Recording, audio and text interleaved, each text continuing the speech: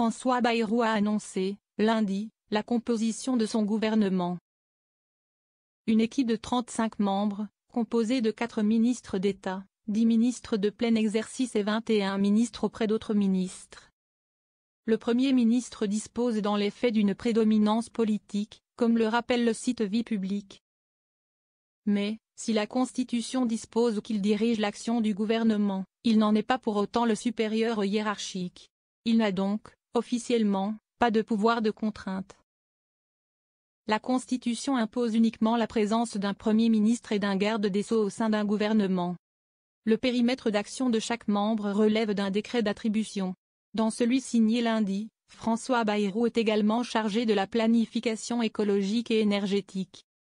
Mais quelle est la différence entre ministre d'État, ministre de plein exercice et ministre délégué? Les ministres d'État. Le titre de ministre d'État a une portée honorifique ou politique. Ils sont 4 à porter ce titre, un peu disparu de la vie politique ces dernières années. Elisabeth Borne, Éducation nationale, Enseignement supérieur et recherche, Manuel Valls, Outre-mer, Gérald Darmanin, Justice, Bruno Retailleau, Intérieur. À travers cette dénomination, François Bayrou a souhaité poser les priorités de son action. Le premier défi du pays, c'est l'éducation. Quant à l'outre-mer, il s'agit de l'une des questions les plus lourdes pour notre pays.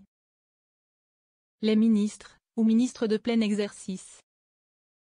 De Catherine Vautrin, Travail, Santé, Solidarité et Famille, à Marie Barsac, Sport, Jeunesse et Vie associative, ils sont 10 dans le gouvernement Bayrou, en plus des 4 ministres d'État.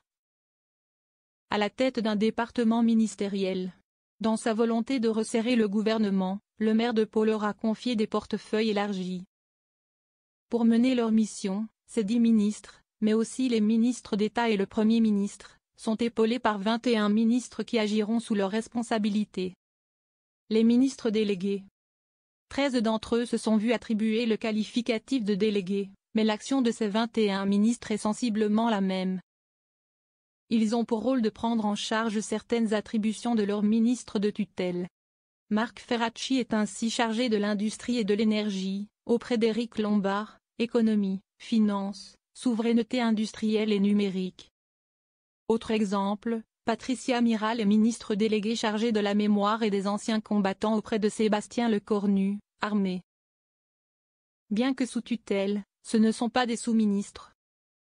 Contrairement aux secrétaires d'État, absents de ce gouvernement, tous siègent au Conseil des ministres.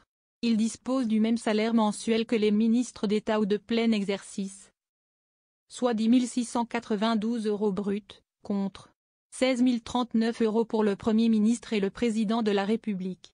Une somme à laquelle il faut ajouter de nombreux avantages.